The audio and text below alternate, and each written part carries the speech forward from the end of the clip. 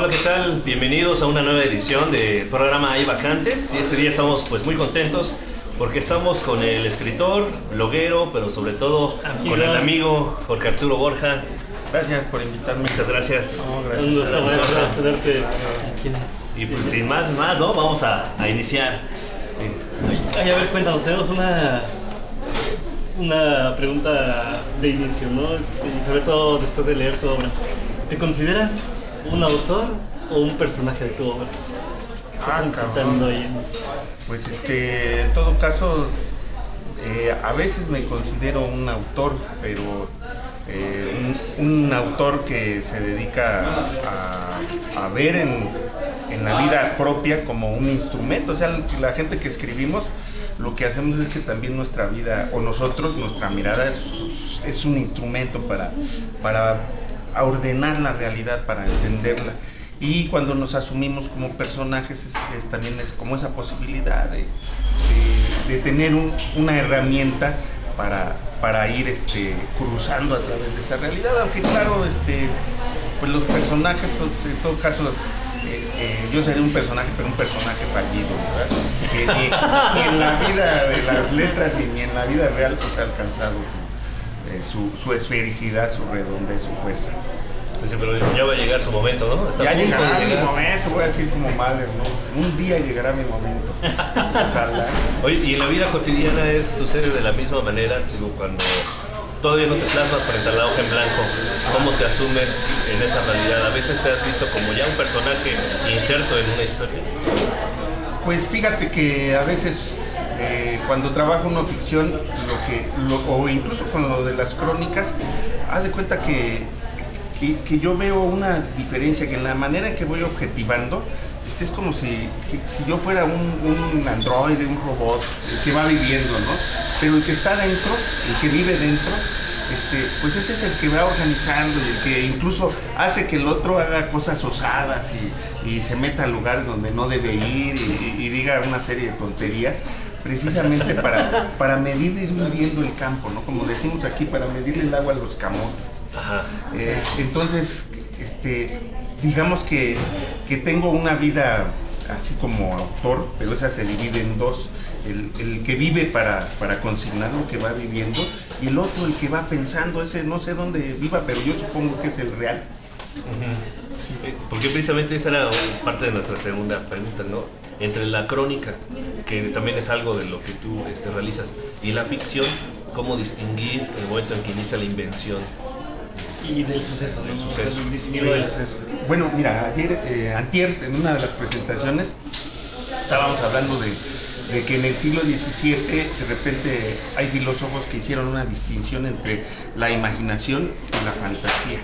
Entonces tú podías imaginar lo que tenía bases reales, lo que era propio de la realidad. O sea, por ejemplo, ahorita, no sé, así con la realidad mexicana podrían entrar unos narcos y nos levantan a todos, ¿verdad? O unos granaderos. O unos granaderos y nos golpean, ¿verdad? Que es casi lo mismo. Eso sería parte de la imaginación, claro. Lo que vas elucubrando a partir de una base real. Pero también está la otra parte, le llaman facultas figendi, que es lo que ya va más allá de la realidad, lo que es la fantasía. Si ahorita entrara un unicornio, ¿verdad? O llegara un dragón y nos atacara, pues ya es la fantasía. Entonces esta posibilidad de imaginar, esta posibilidad de fantasear, pues es la que desarrollas en los géneros. El género, la base del género es que es una convención entre el autor y el lector. El autor dice, por ejemplo, te voy a asustar, ¿verdad? Te voy a contar un cuento de terror. Y si tú lo lees y te empiezas a reír, pues es que la regó el autor, ¿verdad? No te contó un cuento de terror. Y así ocurre que se establece una relación. Los géneros son eso, son esa posibilidad de comprender la realidad a través de ciertas convenciones, a través de ciertos convencionalismos que tiene la literatura. Entonces, esta imaginación y esta fantasía se aplican a determinados géneros. Mira, por ejemplo, cuando se trata de trabajar con la realidad, pues a mí me gusta mucho la crónica. La crónica te permite organizar y darle sentido a la realidad. La realidad, sí. Tú sabes que es un caudal de sensaciones, de impresiones y de cosas que nos van rebasando todos los días, ¿verdad? Entonces la manera en que tú la puedes organizar este mundo exterior que nos avasalla, pues es la crónica.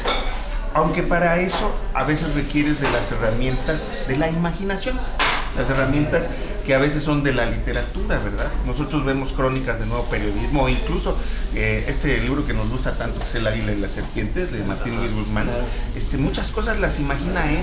O sea, él no sabe que en realidad qué está pensando Rodolfo Fierro en la fiesta de las balas, pero se lo imagina. Él se lo imagina. Él se lo imagina. Novo, ¿no? No, o Novo también, ¿no? Novo, que es un magnífico cronista. Él se imagina muchas cosas.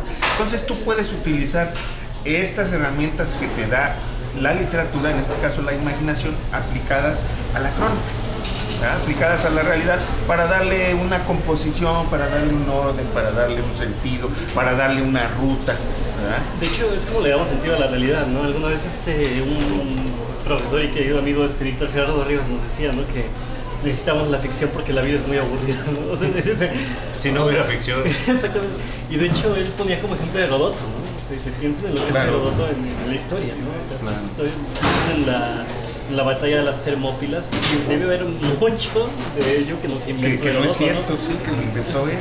Sí, bueno, pues es hasta el caso, ya dentro de las 1001 noches, tú ves que las mejores compilaciones, la de Burton, la de Mardreus, pues muchas cosas son inventadas, cabrón. O sea, a los tipos se les ocurrió añadir otros cuentos a los que ya existían del núcleo principal. Allí vamos también a la otra parte, la del cuento. Yo practico ese género por una razón bien sencilla, porque es un género que busca las paradojas de la realidad. Es decir, es como si se abriera una grieta en esta realidad que estamos viviendo y nos permite ver así el entresuelo, el entramado, el tejido de la realidad, ¿verdad? Y eso solo se hace a través de la fantasía, es decir, a través de una imaginación aplicada mucho más poderosa, que ya te da cosas que no existen.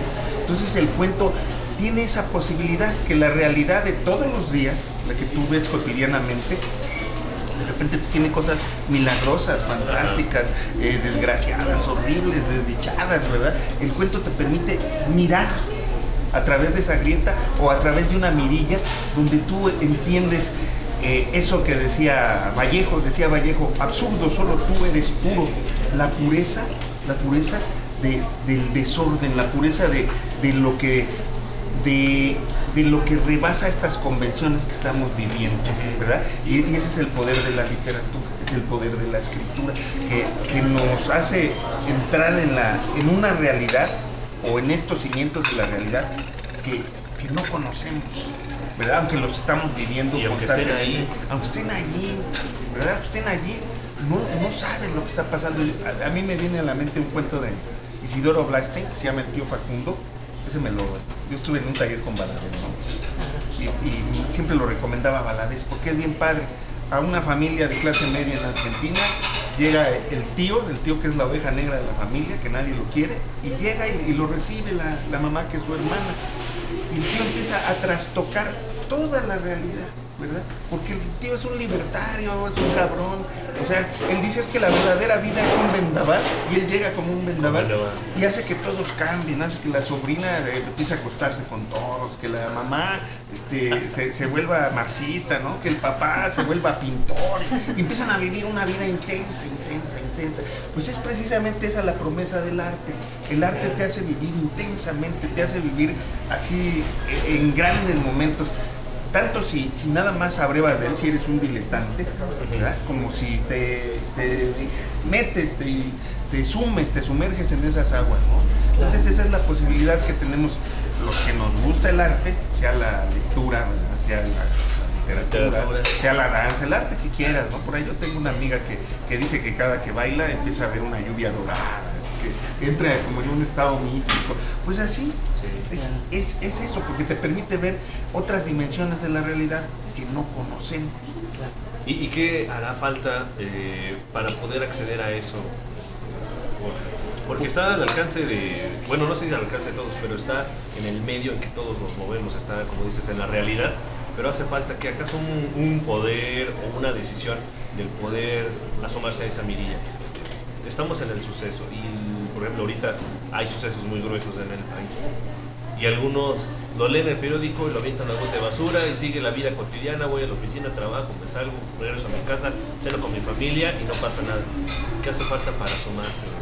Pues de muchas maneras, yo veo que mucha gente, esta es una sociedad que requiere de muchas drogas para vivir. Primero para evadirse, pero también a veces para vivirla intensamente, ¿verdad? La droga, llámese alcohol, llámese café, llámese chocolate, llámese marihuana, llámese cocaína. La droga es esa posibilidad también de cambiar nuestra manera de ver el mundo. Entonces hace esa ruptura, ¿no? Hay gente que busca eso en la droga, pero bueno, lo puede buscar también en la poesía. Claro. De repente yo recuerdo que cuando te echas unos hongos, de repente ves la música y ves los colores de la música. Eso se llama sinestesia, ¿verdad? Que dos sentidos se cruzan. Bueno, eso también lo tiene la poesía.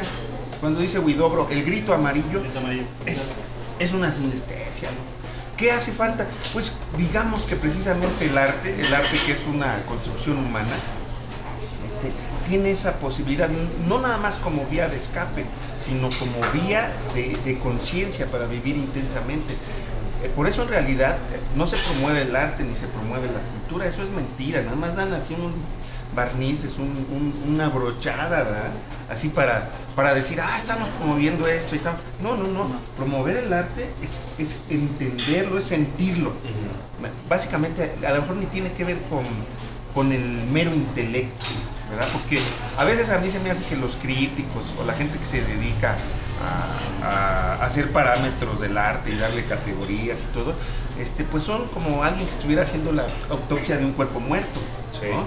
Y no, esto es un cuerpo vivo. Cuando tú te asomas al fenómeno, en mi caso de la literatura, pues ese fenómeno te hace que vivas con él. Es como si un demonio o un ángel pues tomara posesión de tu cuerpo, ¿verdad? De repente, cuando tú estás escribiendo, ustedes los que son poetas lo saben, ¿no? Así le llaman a algunos la musa. Bueno, llega la musa y se posesiona de tu cuerpo.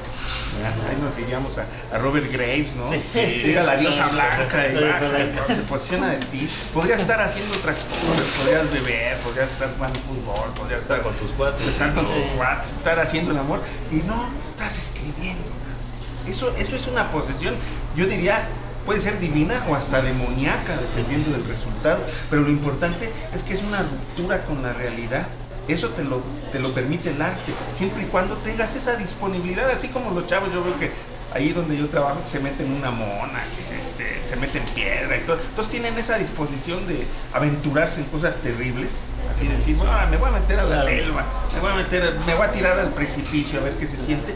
Bueno, la literatura o el arte en general es esa posibilidad. Una forma de precipicio, claro. Una forma de precipicio donde igual te caes y te despeñas, o a lo mejor empiezas a planear cuando te salen alas.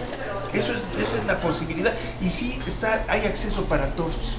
Lo que pasa es que hay una especie de preparación o iniciación sensible.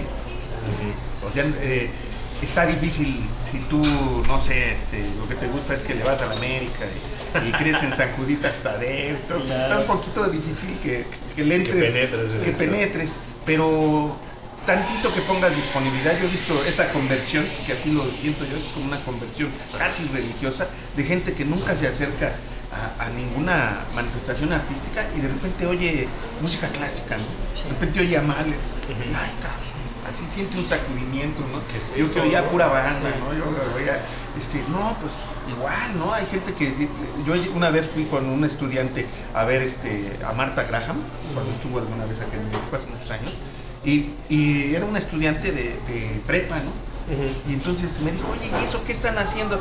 Digo, ni te preguntes nada, tú oye la música, siéntela, y salió así como, oye, como en trance, ¿no? Es que no entiendo qué pasó, dice, o sea, me gustó mucho, pero no sé ni por qué. Claro. Eso es, claro. Es como el amor. Mira, este verso de Sabines que es tan hermoso y que dice del arte, ¿no? Todo se hace en silencio como se hace la luz dentro del ojo. Así es el arte. Sí, es ese momento en el cual uno descubre, ¿no? Estoy hablando con Deleuze, ¿no? Que uno descubre que la flor no es nada más la flor del mundo, ¿no? Sino que tiene que estar en otra posición para seguir generando cosas. Ese es padre, ¿eh? Ocurre un milagro, esto lo dice Borges, cuando un lector encuentra su cuento, su poema, encuentra su libro, porque siempre hay un libro que habla de nuestra vida personal, aunque lo haya escrito Cervantes o lo escribió Homero hace 5,000 años, no importa, habla Sí. de tu vida. Claro. Entonces descubrir eso es como descubrir el amor, igualito, cabrón. Claro. Es un impacto, un estremecimiento. Claro. No, pues que se dice después de eso. Oye, Borja, has pasado por varios géneros, ¿no? El guión, la crónica, el cuento. Bueno. ¿En cuál te sientes más cómodo? ¿Cuál es el que tú crees que fluye más a la hora de escribir? Que es más tu voz, más Borja.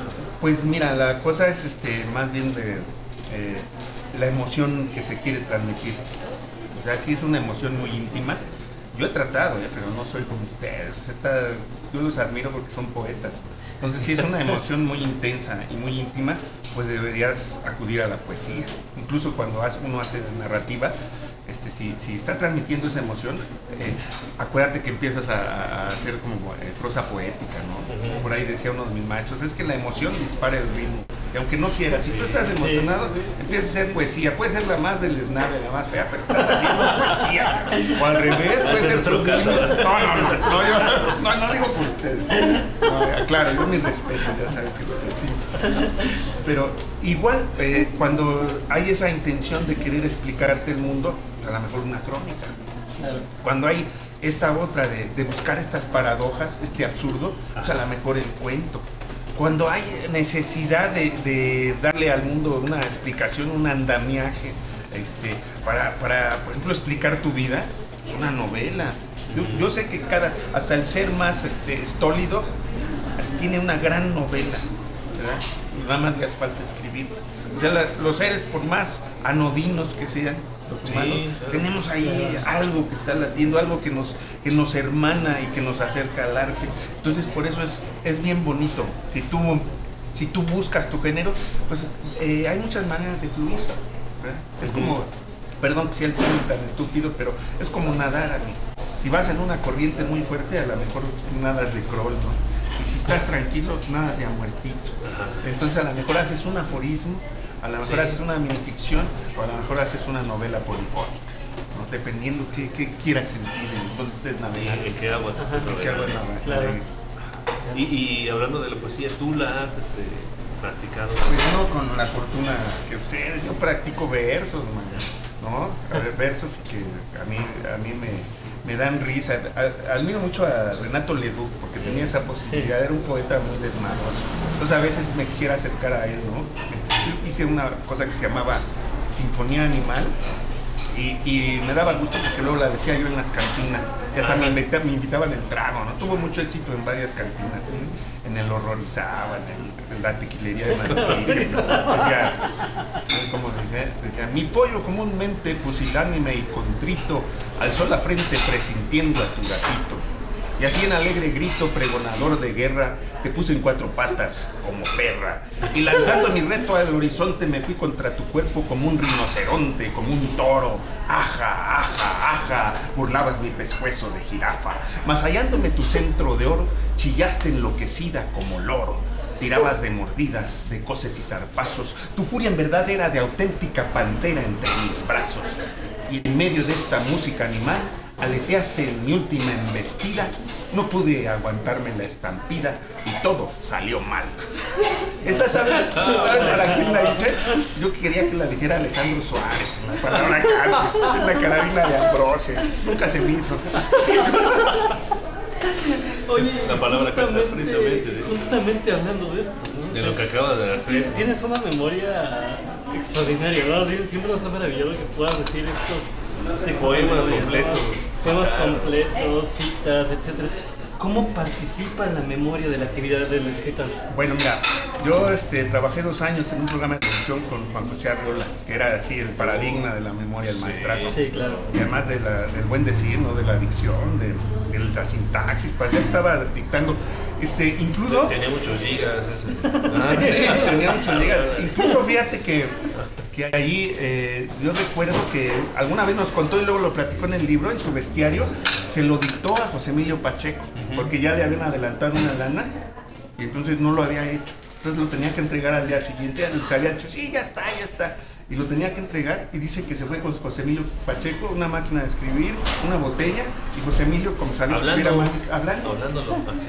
Era tremendo.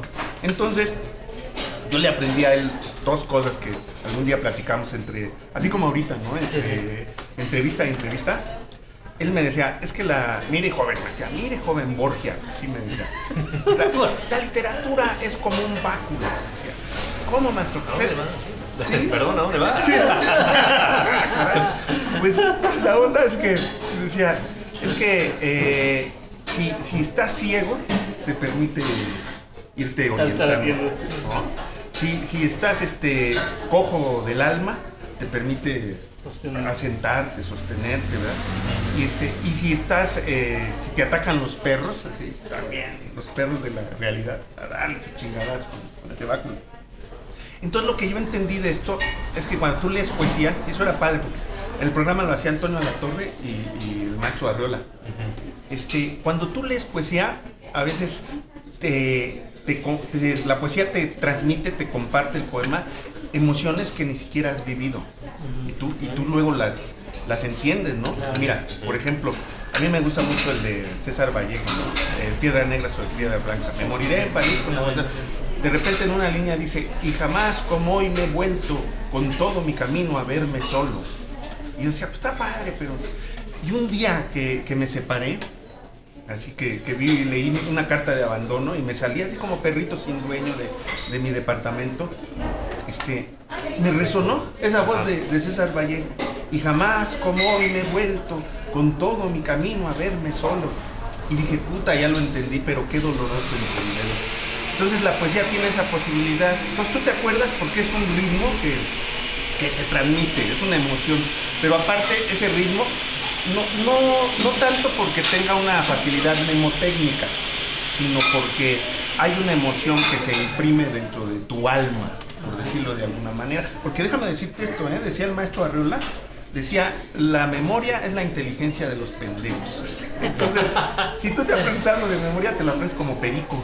Pero lo importante no es eso, lo importante es que lo sientan. Claro. Ese es así básico, man. Te salva de muchas situaciones, ¿no? O al revés, te meten otras muy terribles. Vamos a pausar Sí. Perdón, esto que vieron, no sé cómo se haya visto, fue un corte que hicimos, porque el audio es propio de una cafetería, y es que estamos en la cafetería Katsina, aquí en el centro de Tlalpan, donde precisamente conocimos al maestro Borja en el taller de Eusebio Rubalcaba. Entonces, tallereando textos fue como nos conocimos. Los sábados a las 12 del día. Los sábados a las 12, para los que estén interesados, sábados 12 de la tarde, en el Café Katsina, en la calle Madero, cerca del centro de Tlalpan. Y precisamente eso nos lleva a otra pregunta, Arturo. Tú has impartido talleres, tú has dado talleres, ¿cómo te ha ido? ¿Qué piensas acerca de esa actividad? Pues bueno, mira, lo que pasa es que más que los talleres que he dado son los que he tomado, porque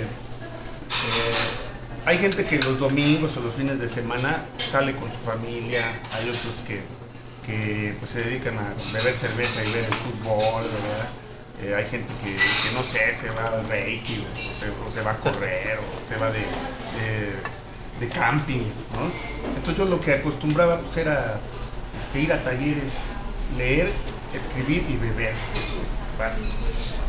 Y pues desde siempre, en la universidad empecé con un taller con María Eugenia García Cortés, y saliendo de allí estuve en un taller como 5 años con el maestro Edmundo Valadez, un taller, era de todo tipo de narrativa, ¿verdad? De ahí estuvo Nayer Viella, estuvo Ricardo Charles, estuvo Andrés Acosta, estuvo Perocles Arenarios, y el maestro pues una persona fuera de serie, muy a todo dar. De allí pues estuve en un taller con Agustín Ramos, con Daniel Sada, con Oscar Wong, con Eusebio Rubalcaba, híjole, he recorrido muchos talleres, y mira, no es tanto por aprender, porque aparte soy egresado de SOGEM, sino más bien por divertirme, porque ahí encuentro a mis amigos. De repente decía Alfonso Reyes que el mundo de la literatura era el mundo de la perduta gente, ¿verdad? Pues, ahí encuentro a personas como ustedes, ¿verdad? Y con ellos pues cotorreamos. A mí me gusta mucho citar una frase de Erasmo de Rotterdam. Dice Erasmo, los dioses se regocijan en juntar a los semejantes. Entonces yo encuentro a mis semejantes en los talleres literarios o en las cantinas. Entonces, pues, sí, a mí me gusta. No tanto es los que he dado, porque un taller tiene su vida útil, ¿no? O sea, tú estás en un taller y lo más recomendable es que estés un cierto tiempo y luego te vayas. Porque si no, te haces al estilo, a la manera del taller, a la manera del tallerista o a la manera de los compañeros. Entonces lo ideal es que te vayas. Y pues finalmente el verdadero taller es uno. Ahí dice Attila Joseph, mi maestro me guía desde adentro. Uno tiene un maestro allá adentro, o hay que apelar a ese maestro. Yo estoy en los talleres por estas razones que les digo, porque me divierto mucho, porque encuentro a gente que es como yo. Y bueno, ahorita estoy en este taller con Eusebio Rubalcaba, aquí en el Café Cachina, porque Eusebio pues es fuera de serie también, o sea, más allá de que sabe un montón, ¿verdad? Tiene un colmillo muy retorcido, sí. Pues es alguien que de veras rebasa con creces la imagen que tú tienes de un escritor. Mira, lo malo de la gente que escribe es que cuando escribimos proyectamos lo mejor o lo peor de nosotros, pero siempre algo más. Entonces cuando alguien te conoce, te dice, ah, caray, pues yo pienso que usted es así, a usted le gusta el ajedrez. Y ahora que hice este cuento de Peña Nieto sobre el golf, sí. Me están diciendo, oye, yo no sabía que tú conoces tanto del golf. Pues no, yo no, jamás he jugado golf, pero pues allí me quise sentir como Peña Nieto, ¿verdad? Jugando golf. Entonces la cuestión es que la gente piensa que tú eres como lo que escribes. Y a veces se hacen unas ideas así muy bizantinas del personaje, ¿no? Sí. Y con Eusebio es al revés. Si tú conoces a Eusebio, a la persona o ese personaje rebasa mucho con creces al escritor, o sea, como ser humano. Sí, es un gran ser humano. Un gran ser humano, o sea, es alguien que mis respetos. Que yo he conocido al revés muchos escritores, muy buenos escritores, y que los conoces y dices, ay, cabrón, mejor hay que leerlos. ¿No? Es más, algunos hasta les he dicho así porque me he peleado con ellos ahí en internet. Entonces, ay, maestro, los solicito su amistad. Ay, ya soy amigo del maestro fulano, ¿verdad? Y el maestro fulano resulta que es un reaccionario y un cabrón y un misógino. Yo soy lo mismo, pero bueno, soy yo. No soy yo, me aguanto. Sí, yo me aguanto. Pero el rollo, les he llegado a decir, maestro, a usted se le aprecia más en su literatura que en su persona, y los corto así, ya dejan de ser mis amigos de Facebook. Sí son medio pesaditos. Y Eusebio no, Eusebio sí le hago tenerlo como amigo. Es entrañable. Es un ser entrañable, de verdad. Oye, hablando de todas esas cosas, ¿no? Y de cosas que compartimos, y ahorita hablabas de los talleres que has tomado, vamos a hablar de otras cosas que hemos tomado. ¿El alcohol crees que contribuye a crear? ¿De qué manera? ¿No? Sí. Pues mira, yo creo que como esto que estábamos hablando, del alcohol, la droga, el amor, todos contribuyen a hacer un descolocamiento de la realidad. Entonces te permiten ver las cosas desde otro ángulo. Y desde otro ángulo, la peor desdicha, la peor desgracia amorosa es cosa de risa, ¿eh? Ya lo dicen los ingleses, ¿te acuerdas que platicaban de eso, no? El amor, dice, es costoso, es pasajero y sus posturas son ridículas. Entonces, si tú te descolocas tantito, lo que te permite todas estas sustancias, ¿verdad? Que son bienhechoras del espíritu, entonces te permite ver la realidad desde otro ángulo, porque si no vives inmerso en lo que cree toda la gente, ¿no? En los lugares comunes, ¿no? Ay, hay que casarse, hay que tener hijos, que la familia hay que vivir así, hay que vivir asado. Y pues no es cierto, cada quien puede inventar la vida que quiera. Ahora, que le salga bien o que le salga mal, pues todos estamos bajo ese riesgo, ¿no? Sí. Hasta el cuate que haya leído así el mejor libro de superación y haya tomado clases de liderazgo, también la puede cagar. Claro. Entonces, de hecho, sí, generalmente son los primeros. Esos son los primeros. Lo malo es que ni cuenta se dan. Sí, no. Eso. Entonces, en ese sentido, pues hay que vivir y hay que vivir intensamente. Y estas sustancias te ayudan a vivir intensamente. Acuérdate que Bukowski decía que él, cuando bebía se sentía como un superhéroe que iba por el tiempo y el espacio, así remontando todo. Porque si no, sin la bebida y sin la escritura, pues Bukowski no dejaba de ser un viejo borrachín, ¿verdad? O sea, era nada más que eso. Pero bueno, sentimos que es un gran autor porque escribe y porque bebe. Claro. Una cosa rescataba a la otra, ¿no? Así es, ahí las dos se iban impulsando. Si dejaba de beber, a lo mejor no hubiera escrito tan bien, pero si no escribía, pues a lo mejor tampoco no necesitaba ni beber. ¿Quién sabe? Y a ver, me da curiosidad tus bebidas favoritas. Mis bebidas favoritas, pues también dependiendo del estado de ánimo. O sea, mira, por ejemplo, dependiendo del lugar y del estado de ánimo. Aquí voy a la Jalisciense y me gustan los martinis. El dueño los prepara bien sabroso, ¿no?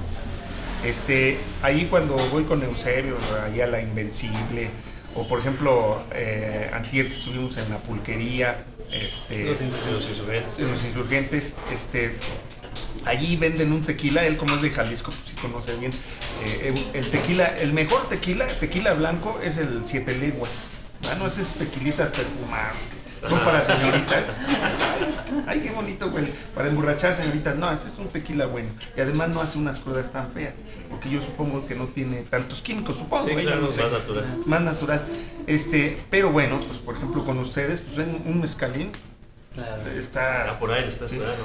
Es más, dependiendo, mira, ya ves que dicen los chavos, no, este día está tequilero, Claro. ¿verdad? Y eso lo decía Alejandro Rossi. O sea, cuando hace mucho frío, el tequila es bueno porque el tequila es una bebida solar que provee de mucha energía. Tú la bebes, nada más que es demasiada energía, ¿verdad? Entonces hay que irla dosificando. A veces nos pasa, ¿no? Sí.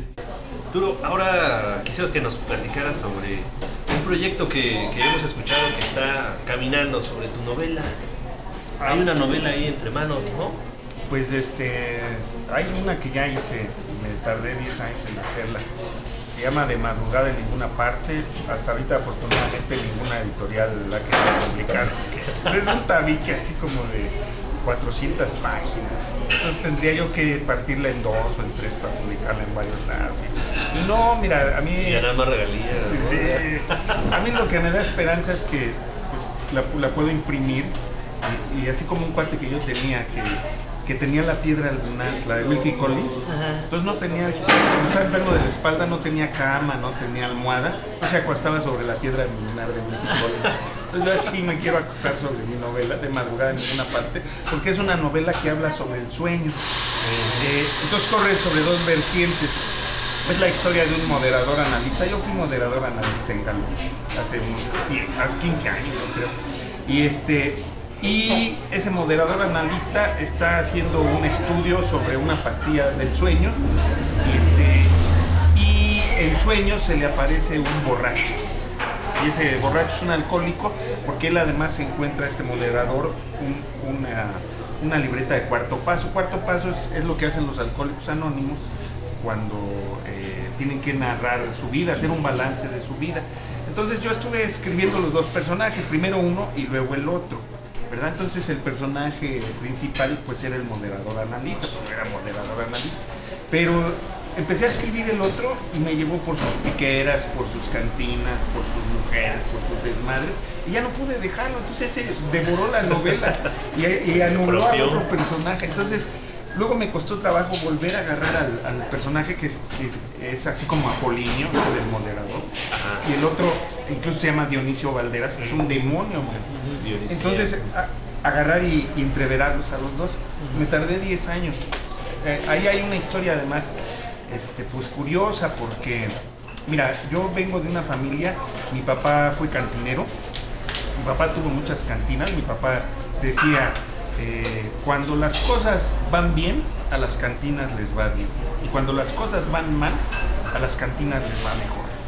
Entonces, pues, ese Dionisio Valderas pues cayó dentro de todo mi inconsciente, todo eso que traía yo. Por ejemplo, en alguna época que dormía yo en el mismo cuarto con mi papá, yo en mi cuna todavía. Mi papá llegaba del trabajo, su trabajo también era inflar, llegaba así tapado, man. Pero llegaba a leerme El tesoro del declamador. Entonces de ahí es donde me viene la memoria, porque llegaba a leerme a Gutiérrez Nájera, ¿no? El Duque Job. en alegre charla de sobremesa, mientras devoro fresa tras fresa y abajo ronca tu perro Bob, voy a contarte de la duquesa que adora a veces al duque Job. Él así todo tambaleante y yo agarrado los barrotes de la cuna, ¿no? Y pues todos esos recuerdos se me agolparon a la hora de sacar la novela. Ahí la tengo que corregir a ver si le logro quitar unas 300 páginas.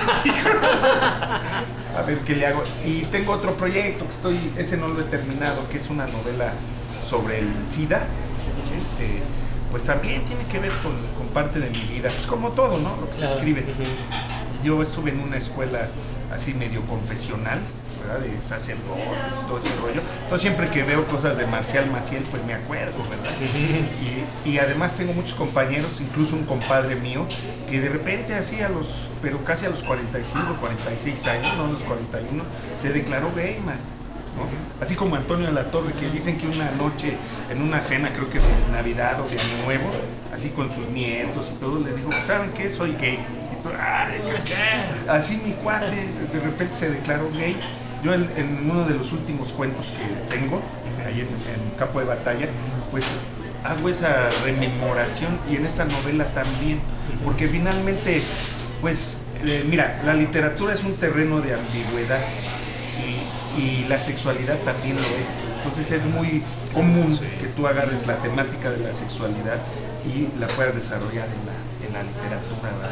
Y lo curioso es que tú crees que estás haciendo un género realista, un género de pornografía, ¿verdad? Y no, estás haciendo un género fantástico, porque precisamente la fantasía es esa posibilidad de insertar la ficción dentro de la realidad, que es muy ambigua, ¿no? Entonces tengo eso, tengo varias cosas. Tengo, por ejemplo, hice un libro para Profeco de cómo ver televisión. Yo soy comunicólogo, entonces cómo ver, o sea, porque en México pues no nos enseñan a ver la televisión, es decir, a verla críticamente, a cuidarnos de ella. Nos creemos todo lo que nos dicen los noticieros. Luego yo veo chavitas o señoras que se enamoran y te repiten los parlamentos de una telenovela, ¿no? Sí, José Alfonso, yo también te amo. Cuando el melodrama es un género irreal, por supuesto, es un género casi fantástico. Las caricaturas, cuate, ¿no? Todo se resuelve a guamazos o en la farsa, así, la violencia más gruesa, pues tampoco es real. O lo otro, los comerciales, la publicidad. O sea, cuando estamos viendo televisión, pues hay que saber medirle, sobre todo si eres niño. O lo peor, ¿no? Las campañas políticas, que es el terreno totalmente fantástico. Todos te ofrecen una sonrisa y una despensa, ¿verdad? Cuando lo que te deberían ofrecer, pues, es cuál es su trayectoria política, qué han hecho, dónde han estado, ¿verdad? Pero es más fácil sonreír en 2 minutos y prometer, como dicen ese dicho mexicano, hay que prometer hasta meter, y después de ya metido, olvidar lo prometido. Esa es la divisa de los políticos. Sí, claro. Oye,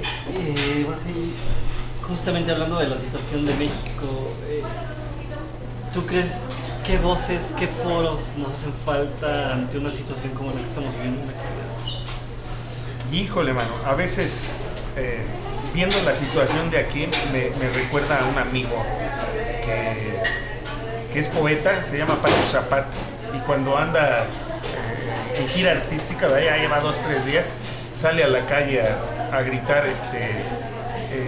¿cómo dice él? Dice, este no es mi mundo, quién sabe qué, así, sus delirios, ¿no? Y un día me dijo, no, dice, es que yo una vez así, fui ahí a la Castañeda, y bueno, no a la Castañeda, al psiquiátrico, y a pegarle desde afuera, a decir, déjenme salir, ¿verdad? Porque la locura es este México que estamos viviendo, es el México muy, muy extremoso, ¿verdad?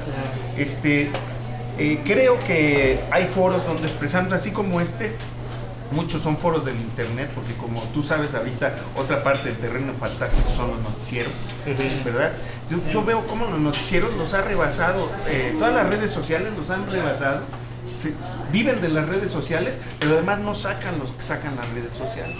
Ahorita con estos adelantos tecnológicos tenemos la ventaja de hacer, como antes teníamos pensado, así una comunicación horizontal, ¿verdad? Antes era bien difícil, ¿no? Lo que estamos platicando. Una verticalidad tremenda, claro. Sí, imagínate, un programa como estos sería imposible hace 20 o 30 años, porque costaría un 15 o 10 años, ¿no? Sí.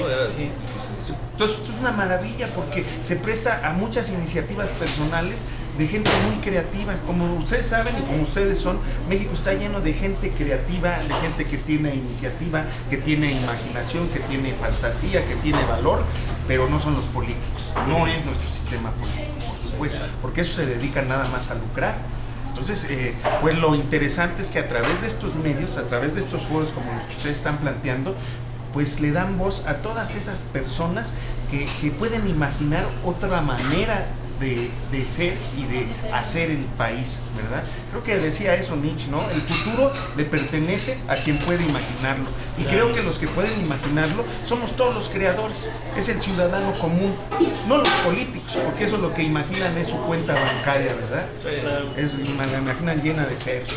Y ahorita que hablamos de proyectos de novelas y acerca de los foros, también ahí hay un proyecto, un trabajo que está haciendo sobre una antología, ¿no? ¿Podrías platicar sobre esta parte? Sí, cómo no. ¿Y hacia dónde va?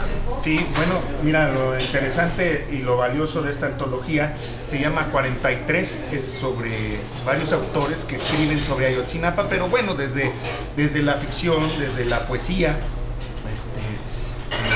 pues está Eusebio Rubalcaba, que es precisamente quien la organiza, está Agustín Ramos, está Enrique González Rojo, está Rolando Rosas, está, no sé si ya lo dije, Agustín Ramos, está mucha gente, Ricardo Yáñez. Es una antología que están ustedes dos, claro, que es el resultado del esfuerzo de los creadores como una respuesta a lo que está ocurriendo, ¿verdad? Nosotros pues no tenemos el foro de irnos a parar en el Congreso y que nos hagan caso, ¿verdad? Pero sí tenemos el foro de la creación, ¿verdad? Finalmente somos ciudadanos del mundo del arte y desde allí pues sí también podemos externar no nada más nuestra opinión intelectual, sino nuestro sentir, nuestro ser sensible. Y allí la antología ha estado padrísima. Originalmente eran 43 autores presentando 43 textos de poesía, ensayo, de teatro y cuento, o relato, o crónica, ¿verdad? Pero fue tal la respuesta nos rebasó. Yo creo que finalmente llegaron como unos 70 textos y lo íbamos a hacer de 43, se decidió aumentarlo a 50 y se nos quedaron por lo menos 20 afuera, ¿verdad? Y hubo de todo, así cosas increíbles, ¿verdad? Incluso pues le pedimos a Lenita Poniatowska nos dijo que sí, pero se le atravesó una enfermedad fuerte y ya no pudo, ¿verdad? Pero fue muy generoso. Esto que es una serie de grupos que luego se tirotean entre ellos, se tiran mala onda, que es lo del mundo cultural. Ajá. Bueno, allí hubo una iniciativa común que gente de distintas extracciones, así como grupo, pues confluyó para hacer esta antología, ¿verdad? Ahora, como tú ves, esta antología es terrible porque está hablando de un hecho que es una desgracia nacional. Es como Tlatelolco, man. La diferencia es que Tlatelolco, pues salieron 2 o 3 poemas en el momento, o salió ese gran libro de Elena Poniatowska, que es La noche de Tlatelolco, y luego era difícil hablar de él. Ahorita se puede hablar, pero a veces uno se pregunta de qué sirve que se pueda hablar si las cosas no cambian. Hablar de ti. Cuando hablo de ti, hablo de una ciudad insomne que ampara entre sus sombras a los amorosos, a los olvidados, a los perseguidos, a los locos, a los inadaptados, del aséptico rumor de las oficinas que de noche se convierten en guaridas, garitos, cuartos de hotel, de la melancolía de las calles lluviosas, la nostalgia de los cines de barrio, la íntima fatiga de los taxis, la desesperanza de los interminables túneles del metro. Cuando hablo de ti, repito los 3 latidos cortos, los 3 latidos largos, los 3 latidos cortos con que mi ritmo cardiográfico te evoca. Los mensajes ultramarinos que naufragan adentro de una botella antes de llegar a tus costas. Los suspiros que te invocan desde el lecho para que vengas a bordar la noche con fuegos de artificio. Cuando hablo de ti, recuento la demora estremecida que mis caricias cronometraron por tu espalda. Recuerdo las cicatrices que mis besos reabrieron en tu piel queriendo alcanzar tu corazón. Dibujo con saliva la línea que me representa en tu mano, para que al fin me encuentres en la minuciosidad de tu destino. Cuando hablo de ti, Menciono un lugar que existe solamente en la memoria, en el espacio que hay entre nuestros brazos abiertos, en la distancia que hay de mi boca a tu oído, de mi mano a tus muslos, de mi lengua a tu pecho, de mi sexo a tu sexo. Cuando hablo de ti, digo de un tiempo de intensidades que no acaba de transcurrir, de porvenires anticipados, de pasados ausentes, de palabras olvidadas y silencios inolvidables, del Edén que florece en medio del infierno. Cuando hablo de ti, hablo de la dicha de haberte soñado y de mi solitario despertar, de la agonía de soles que vi en tu mirada y de los lánguidos amaneceres que nunca veré a tu lado. Pues nada más agradecer al público, al equipo, que nos está ayudando, por supuesto a la Cocina por habernos aceptado para esta grabación. Recuerden que aquí se lleva a cabo el taller de Guadalajara, donde también está Borja. Y pues bueno, ya sin más, Gerardo Castillo, Francisco de León, gracias, nos despedimos hasta la próxima. Gracias. Muchas gracias. Y pues nos esperamos en el siguiente capítulo. Hasta la próxima. Gracias.